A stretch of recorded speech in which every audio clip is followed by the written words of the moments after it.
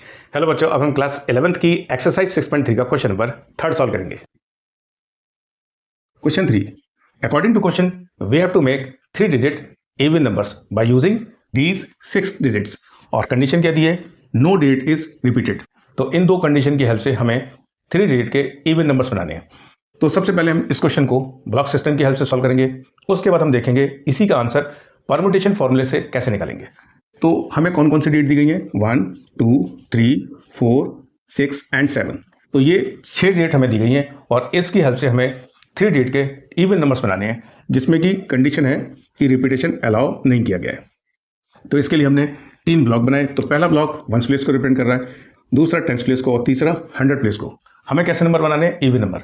तो सबसे पहले हम देखेंगे कि इस 1s प्लेस को भरने के हमारे पास कितने तरीके हैं।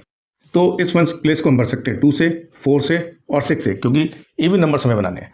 तो यानी हमारे पास इस 1s प्लेस को भरने के रहेंगे 3 वेज। अब देखते हैं इस 10s प्लेस को भरने के कितने तरीके रहेंगे। टोटल डेट कितनी है हमारे पास? 6 में से हमने एक डेट का इस्तेमाल इस 1s प्लेस के कर लिया। अब बची हमारे पास 5 डेट। तो 5 वेज इस 10s प्लेस को भरने के रहेंगे और ऐसे ही इस 100 प्लेस को भरने के हमारे पास तरीके रहेंगे 4 वेज। इन तीनों नंबर्स की अगर हम मल्टीप्लाई कर दें तो उससे आंसर हमें मिलेगा 60। अब देखते हैं कि इसी आंसर को हम परमुटेशन फॉर्मूले की हेल्प से कैसे निकालेंगे। देखो, 1s प्लेस का तरीका तो लॉजिकल वही रहेगा कि इसको भरने के हमारे पास 3 तरीके रहेंगे। अब रह गए इन 2 ब्लॉक को भरने के हमारे पास तरीके। हमें देखने की परमुटेशन फॉर्मूले से हम कैसे निकालें। तो उसके लिए हमारे पास कितनी डेट रहेंगी, क्योंकि यहाँ पर है टोटल 6 डेट, इसमें से एक डेट हमने यहाँ इस्तेमाल कर ली, बची कितनी? 5। तो 5 डेट में से हमें इन 2 डेट को सिलेक्ट करना है और फिर उसको अरेंज करना है। तो उसके लिए हमारे पास तरीका रहेगा 5p2 × 3।